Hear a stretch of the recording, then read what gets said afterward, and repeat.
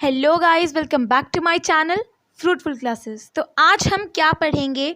आज हम पढ़ेंगे क्लास 8 हिस्ट्री का चैप्टर 3 जो है रूलिंग द कंट्री साइड। अब नाम से पता चल रहा है काम क्या है। काम है इस चैप्टर का ये हमें समझाना कि अब उन लोगों ने ट्रेड से टेरिटरी तक आ गए। पहले पढ़ लिया हमने सेकंड चैप्टर में कि भैया वो ट्रेड से टेरिटरी तक तो पहुंच गए। अब टेरिटरी तक पहुंचे हैं तो रूल भी तो करना पड़ेगा। तो अब वो कैसे रूल करते हैं कंट्री पर, वो देखने वाले हम। तो चलो स्टार्ट करते हैं। फर्स्ट टॉपिक है द कंपनी बिकम्स द दीवान। अब एक क्वेश्चन आया होगा कि यार ये दीवान क्या नाम है। दीवान मतलब होता है, दीवान के लिए पहले दीवानी राइट समझते हैं। दीवानी राइट जिसको मिलता है वो दीवान होता है। पर दीवानी राइट क्या है? Diwani right is the right to collect revenue. जब राइट मिल जाता है रेवेन्यू कलेक्ट करने का, उसे दीवानी राइट कहते हैं। और जिसके पास ये राइट होता है उसे दीवान कहते हैं। ठीक है। अब 12 अगस्त 1765 को क्या हुआ कि जो मुगल एम्परर थे उन्होंने क्या किया, ईस्ट इंडिया कंपनी को बंगाल का दीवान बना दिया। भैया बोला कि भाई तुम बन जाओ यहाँ का दीवान। अब ये जो इवेंट था, मतलब किस चीज़ का इवेंट, जब दीवानी दी जा रही थी, दीवानी राइट दिया जा रहा था, वो जो इवेंट था वैसे तो जहाँ तक पता है वो हुआ था रॉबर्ट क्लाइव के टेंट में, जहाँ पे कुछ इंग्लिशमैन और कुछ इंडियंस थे विटनेस के रूप में। बट ये ऊपर जो इतनी शानदार सी पेंटिंग दिख रही है, वाह क्या शानदार पेंटिंग है। लेकिन इसमें क्या दर्शा रहे हैं कि ये है जब दीवानी राइट मिल रही थी किसको, रॉबर्ट क्लाइव को। मिल तो ईस्ट इंडिया कंपनी को रही थी बट वो कलेक्ट कर रहे थे। तो बड़े अच्छे से एकदम महल वहल बनाया हुआ है, बहुत बड़ा इवेंट शो किया हुआ है कि अब ये उन्हें दीवानी राइट मिल रही है। बट एक्चुअली में ऐसा कुछ नहीं था। रॉबर्ट क्लाइव को मन किया कि चलो जब बाद में लोग मुझे याद करेंगे तो फिर अच्छी यादें रहेंगी मेरी, ये बहुत बड़ा इवेंट मनाया जाएगा, बहुत बड़ा इवेंट माना जाएगा, क्योंकि बहुत ग्रैंड इवेंट दिखा रहे हैं ना इसमें। तो अब इस पिक्चर में रॉबर्ट क्लाइव तो एक्सेप्ट कर रहा है दीवानी राइट, ठीक है का। और बिहार, बंगाल और उड़ीसा की किससे, मुगल रूलर्स थे 1765 में। तो अब वो कलेक्ट कर रहा है तो इतना अच्छा ब्यूटीफुल, अभी तक पेंटिंग जब लोग देखते हैं, इंग्लैंड के लोग अभी देखते होंगे तो उनको तो कितना अच्छा लगता होगा ना कि हमारा कितना वहाँ पे क्या बोलते हैं, हमारा कितना प्राइड के साथ हमें ये सब दिया गया, हमारी कितनी रिस्पेक्ट के साथ दिया गया। बल्कि हुआ ये सब एक बस मामूली से टेंट में था, इतना बड़ा कोई ग्रैंड इवेंट नहीं हुआ था। अब अब ये क्यों बनाया, जिस पेंटर ने बनाया उसको भी कुछ फ़ायदा होगा तभी तो। पेंटर को क्या किया रॉबर्ट क्लाइव ने कि कुछ पैसा दे दिया कि भाई तुम ये बना दो, तुम ऐसी पेंटिंग बनाओगे तो क्या रहेगा, बाद में जब लोग इसे देखेंगे तो क्या सोचेंगे कि रॉबर्ट क्लाइव का बहुत बड़ा इवेंट था उसकी लाइफ में। ठीक है। अब जब कंपनी दीवान बन गई थी ना तो बहुत बड़ी चीज़ हो गई थी। कैसे हो गई थी बहुत बड़ी चीज़? क्योंकि अब वो चीफ फाइनेंशियल एडमिनिस्ट्रेटर बन गई थी उस टेरिटरी की, और अब वो टेरिटरी उसके कंट्रोल में थी, कंपनी के कंट्रोल में थी, जिस वजह से उन्हें थोड़ा क्या बहुत फ़ायदा होता था।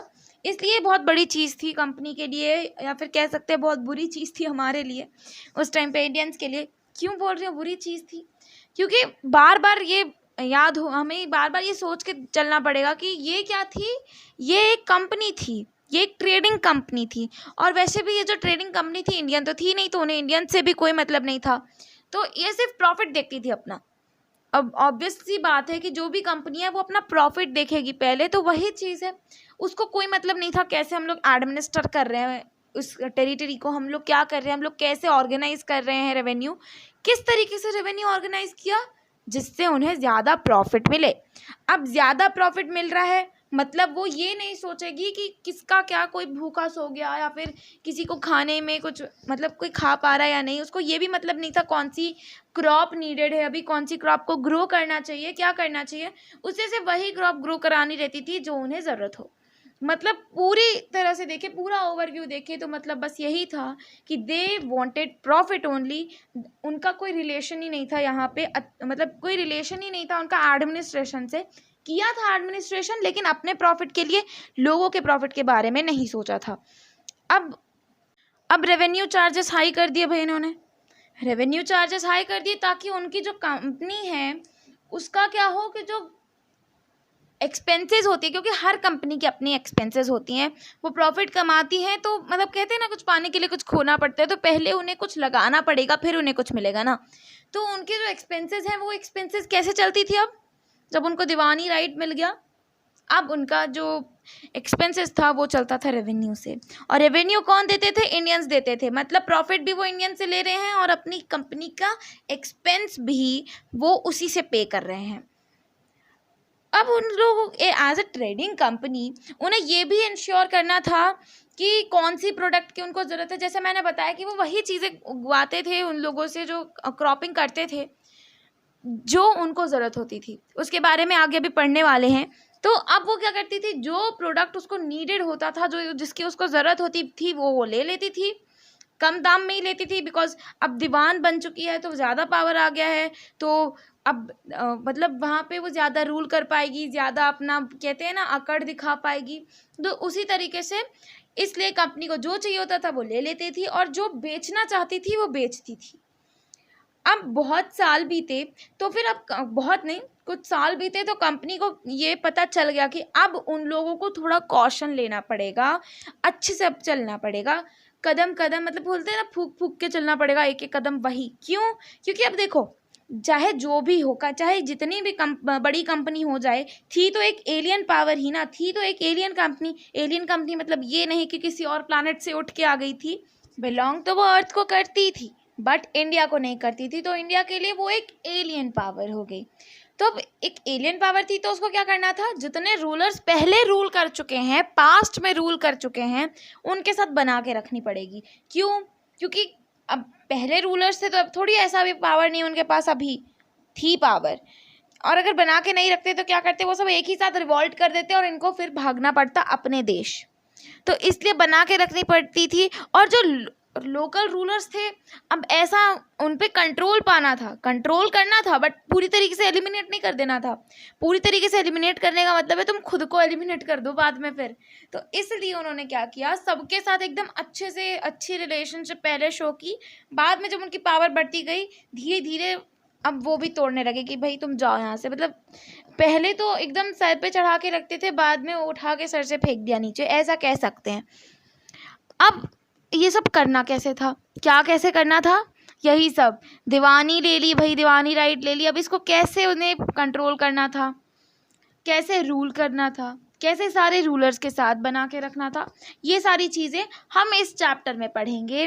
कि अब वो कॉलोनाइज करेगी कंट्री साइड को, ऑर्गेनाइज करेगी रेवेन्यू रिसोर्सेज, और जो राइट्स थे पीपल के, जो लोगों के राइट्स थे, उसको रीडिफाइन करेगी। रीडिफाइन मतलब पहले के राइट्स जो थे ना, अब उसको फिर से डिफाइन करेगी बट अपने वे में, और वो क्रॉप्स प्रोड्यूस कराएगी जो वो चाहती थी। तो ये होने वाला है इस चैप्टर में, जिसके बारे में हम अब पढ़ेंगे। अब revenue for the company chapter में ये टॉपिक सब टॉपिक है, चलो देखते हैं। कंपनी दीवान बन गई, बट अब वो फिर भी अपने आप को एज अ ट्रेडर देखती थी। दीवान बन गई तो भाई तुम्हें यहाँ के लिए काम भी तो करना है, केवल रेवेन्यू लेने से कोई फ़ायदा नहीं होगा, तो अब तुम्हें काम भी करना है। लेकिन अब वो फिर भी अपने आप को एक ट्रेडिंग कंपनी के तौर पे देखती थी, तो दिक्कत तो आनी थी, ऑब्वियस सी बात है। अब उनको रेवेन्यू चाहिए था बहुत ज़्यादा, लेकिन कोई सिस्टम नहीं बना रखा था कलेक्शन के लिए। तो अब ऐसे थोड़ी चलेगा कि आपने जब मन चाहा जैसे भी रेवेन्यू कलेक्ट कर लिया, एक सिस्टम बनाने की ज़रूरत थी। उनका एफर्ट क्या रहता था कि हम जितना चाहें उतना रेवेन्यू ले लें, और fine cotton cloth, fine silk cloth, ये सारी चीज़ें जितना हो सके उतने चीप प्राइस में ख़रीदें, उतने कम दाम में ख़रीदें। मतलब इनको चाहिए था कि हमें पैसे ज़्यादा मिले और हमें खर्चा कम करना पड़े। 5 साल के अंदर अंदर क्या हुआ कि जो सामान के दाम थे जो कंपनी खरीदती थी बंगाल में, उसका डबल हो गया। और 1865 से पहले क्या होता था ना कि कंपनी जो यहाँ से सामान खरीदती थी हमारे इंडिया से, उसके लिए वो लोग ब्रिटेन से अपना सिल्वर गोल्ड ये सारी चीज़ें इंपोर्ट करते थे। लेकिन 1865 के बाद क्या हुआ, अब दीवानी राइट मिल गया, तो जितना रेवेन्यू कलेक्ट करते थे बंगाल से, उतना वो लोग मतलब उसी पैसों से क्या करते थे, यहाँ पे सामान खरीद लेते थे। बेसिकली क्या कर रहे थे, हमारा सामान हमें ही चिपका देते थे, हमें ही दे देते थे। मतलब जो रेवेन्यू कलेक्ट किया हमसे, उसी रेवेन्यू से हमारी चीज़ों को खरीद लिया। जल्द ही ये तो क्लियर हो गया, ये साफ साफ दिखने लगा कि जो बंगाल इकोनॉमी है, बंगाल की अर्थव्यवस्था है, वो बहुत ही बड़ा क्राइसिस फेस करने वाली है। आर्टिसंस जो थे वो क्या कर रहे थे, गांव को खाली कर रहे थे। क्यों खाली कर रहे थे? क्योंकि उनको फोर्स किया जा रहा था कि वो अपने सामान को कंपनी को कम दाम पे बेचे, इतने कम दाम पे कि उनको एक ज़रा सा प्रॉफिट ना हो बल्कि लॉस ही हो जाए। तो ऐसे पे वो कर रहे थे, तो उनको क्या प्रॉफिट हो रहा है?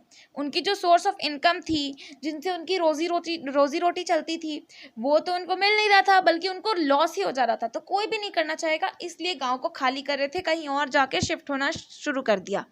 पीजेंट्स जो थे वो अब अनेबल थे कि वो अपने ड्यूज जो थे उनको पे कर सके, क्योंकि इन्होंने रेवेन्यू इतना हाई रख रखा था कि मतलब पे करना अनेबल था भाई। आर्टिसनल प्रोडक्शन जो था वो डिक्लाइन में जा रहा था, और एग्रीकल्चरल कल्टीवेशन ने क्या किया, कोलैप्स का साइन शो कर दिया। मतलब पूरी बुरी स्थिति हो रखी थी, बहुत ही बुरी सिचुएशन हो रखी थी, बुरी नहीं टेरिबल कहेंगे। अब क्या हुआ, 1770 आ गया। 1770 में एक बहुत ही बड़ा अकाल पड़ा, बहुत ही टेरिबल फेमाइन आया जिसने क्या किया, 10 हम लोग कह सकते हैं 1 करोड़ लोगों को मार दिया जो बंगाल में रहते थे। 10 मिलियन लोग मर गए। अब कह सकते हैं 1/3 पॉपुलेशन खत्म हो गई। जितनी पॉपुलेशन थी ना उसमें से 1/3। अब ये जो फोटो देख रहे हो, इस फोटो में क्या दिख रहा है हमें, एक वीकली मार्केट दिख रहा है मुर्शिदाबाद का, जो बंगाल में है। मुर्शिदाबाद नाम सुना, एक नाम याद आ गया, कौन सा नाम, मुर्शिद कुली खान। तो यही बात है, इस जगह का नाम मुर्शिद कुली खान के ऊपर ही रखा गया था। पीजेंट्स और आर्टिसंस जो थे इसी जगह से, इसी मार्केट से क्या करते थे, वो सामान खरीदते थे जिनकी उनको ज़रूरत है, और वो सामान बेचते थे जो उनको बेचना होता था। इसे क्या कहा जाता था, हाट्स कहा जाता था। अभी भी बहुत से मार्केट्स को हाट कहा जाता है जो वीकली मार्केट्स लगते हैं। Now come to the next topic, the need to improve agriculture. अच्छा, अब एक बात बताओ कि अगर इकोनॉमी खराब हो जाएगी तो फिर इन लोगों को, जो ब्रिटिशर्स थे, जो कंपनी थी, उसको रेवेन्यू कहाँ से मिलेगा? इसीलिए अब वो क्या, किस चीज़ पर आ गए कि हम अब एग्रीकल्चर को एनकरेज करेंगे और इम्प्रूव करेंगे। अब ये सब होता कैसे?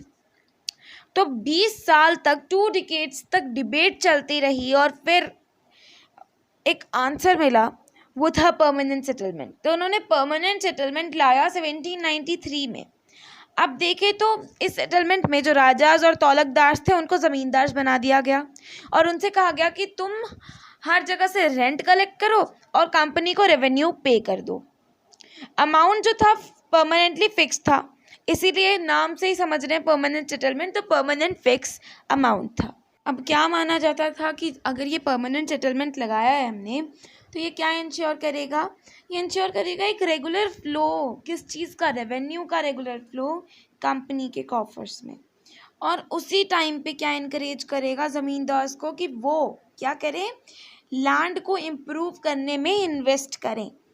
अब जो रेवेन्यू था, रेवेन्यू डिमांड थी स्टेट की, वो इंक्रीज़ नहीं की जा सकती थी, तो जो ज़मींदार थे उन्होंने क्या किया, खुद ही इंक्रीज़ करना शुरू कर दिया। क्यों? क्योंकि अब वो काम कर रहे हैं, उनको ब्रिटिशर्स की तरफ से कुछ नहीं मिलता था, कुछ थोड़ा मोड़ा मिल जाता होगा, तो उन्होंने क्या किया, एक एक इंडिविजुअल से बढ़ा के लेना शुरू कर दिया रेवेन्यू, जिस वजह से जितना परमानेंट फिक्स था उतना तो वो लोग दे देते थे ब्रिटिशर्स को, कंपनी को, और जितना बचता था वो खुद रख लेते थे। द प्रॉब्लम, अब जो परमानेंट सेटलमेंट था ना, उसमें कुछ प्रॉब्लम्स भी थी। अब कैसी प्रॉब्लम्स थी? कंपनी ऑफिशियल्स ने जल्दी ये डिस्कवर कर लिया, ये ढूंढ लिया कि जो ज़मींदार हैं वो कुछ इन्वेस्ट नहीं कर रहे हैं लैंड के इम्प्रूवमेंट पर, और जो रेवेन्यू है वो इतना हाई फिक्स किया गया है, इतना ज़्यादा फिक्स किया गया है कि ज़मींदार ये पे नहीं कर पाते हैं, बहुत ज़्यादा कठिनाई होती है उन्हें ये रेवेन्यू पे करने में। और कोई भी ज़मींदार अगर फेल हो जाता है रेवेन्यू पे करने में, तो उसकी ज़मींदारी ऑक्शंस में बिक जाती थी, जिस वजह से बहुत बड़ी प्रॉब्लम क्रिएट हो रही थी। अब फर्स्ट डिकेड में क्या हुआ, मतलब पहले 10 सालों में क्या हुआ, 19th सेंचुरी के सिचुएशन चेंज हो गई। कैसे चेंज हो गई? प्राइसेस जो थे ना मार्केट के वो बढ़ गए, और कल्टीवेशन भी धीरे धीरे एक्सपैंड हो गई। इसका मतलब था कि एक इंक्रीज था ज़मींदार की इनकम में, बट कंपनी के लिए फिर भी कोई प्रॉफिट नहीं था। अब क्यों नहीं था भाई प्रॉफिट? जब सब कुछ बढ़ गया, दाम वाम सब रेवेन्यू ज़्यादा ले रहे हैं, तो फिर क्यों नहीं था profit? Because as it is a permanent settlement, तो वो फिक्स्ड रेट से ज़्यादा ले ही नहीं सकती थी, और जो रेवेन्यू डिमांडेड था वो था परमानेंटली फिक्स्ड, तो उनको कोई प्रॉफिट नहीं हो रहा था। अब उनको प्रॉफिट भी मिल रहा था, तब भी ज़मींदार बिल्कुल भी उनको कोई इंटरेस्ट नहीं था कि वो इम्प्रूव करे लैंड को। कुछ जो ज़मींदार थे, जैसा कि हमने जाना कि उन लोगों ने अपना स्टार्टिंग डिकेड्स में, स्टार्टिंग ईयर्स में क्या किया, ये जो सेटलमेंट था इसकी वजह से क्या उनकी ज़मीनें छिन गई। अब जो दूसरे आए वो क्या देखने लगे कि पॉसिबिलिटी देखी उन्होंने कि अब वो अर्न कर सकते किसी भी ट्रबल और रिस्क के बिना, और इसलिए वो इन्वेस्टमेंट नहीं कर रहे थे। जब तक वो ज़मींदार थे वो क्या कर सकते थे, टेनेंट्स को ज़मीन दे सकते थे और रेंट ले सकते थे, लेकिन फिर भी उन्हें कोई इंटरेस्ट नहीं था कि वो लैंड को इम्प्रूव करें। अब दूसरी तरफ देखें तो जो विलेजेस थे उसमें कल्टीवेटर क्या, उनको कैसा लग रहा था कि भाई ये सिस्टम बड़ा गलत है, बहुत ही ज़्यादा दिक्कत देने वाला सिस्टम है। जो रेंट उन्हें पे करना पड़ता था ज़मींदार को, वो बहुत ज़्यादा हाई होता था, और उनका जो राइट था ना लैंड पर, वो भी इनसिक्योर था। अब रेंट पे करने के लिए बहुत बार वो क्या करते थे, लोन ले लेते थे मनी लेंडर से, और जब फेल हो जाते थे कि लोन वो मतलब चुका पाएँ, उधार चुका पाएँ, तो उनकी जो ज़मीन थी जिस पे वो इतने सालों से, जनरेशन से कल्टीवेशन कर रहे हैं, एग्रीकल्चर कर रहे हैं, वो ज़मीन उनसे छिन जाती थी। तो इसलिए इन्हें जो कल्टीवेटर्स थे उन्हें ये सिस्टम बड़ा ही गलत लगा, बड़ा ही दिक्कत देने वाला लगा। A new system is devised. अब 19th सेंचुरी के जो अर्ली ईयर्स थे उसमें बहुत से कंपनी ऑफिशियल्स क्या करने लगे कि भाई ये क्या कहने लगे कि ये गलत है। क्यों? इसलिए कि उन्हें दिक्कत दिख रही थी कल्टीवेटर्स की, उन्हें दिक्कत दिख रही थी विलेजर्स की नहीं, इसलिए क्योंकि उन्हें अपनी दिक्कतें दिख रही थी, अपनी प्रॉब्लम्स दिख रही थी। कैसी प्रॉब्लम्स?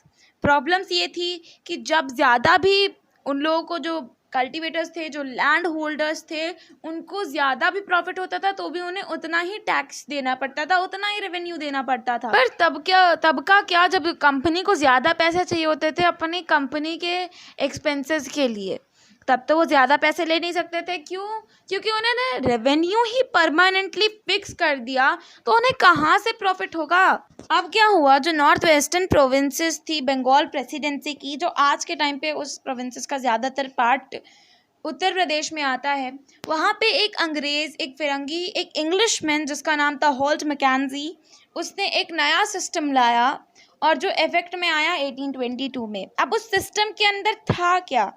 उसके अंदर ये था कि वो जैसे जैसे डायरेक्ट करता जाएगा, जैसे जैसे बताता जाएगा, वैसे वैसे जो कलेक्टर्स हैं वो विलेज से विलेज तक जाएंगे, लैंड को इंस्पेक्ट करेंगे, देखेंगे कितनी बड़ी लैंड है, क्या क्या ग्रो हो रहा है, क्या हो रहा है, और क्या क्या राइट्स है जो लोग उस लैंड को होल्ड कर रहे हैं, जो लैंड होल्डर्स हैं।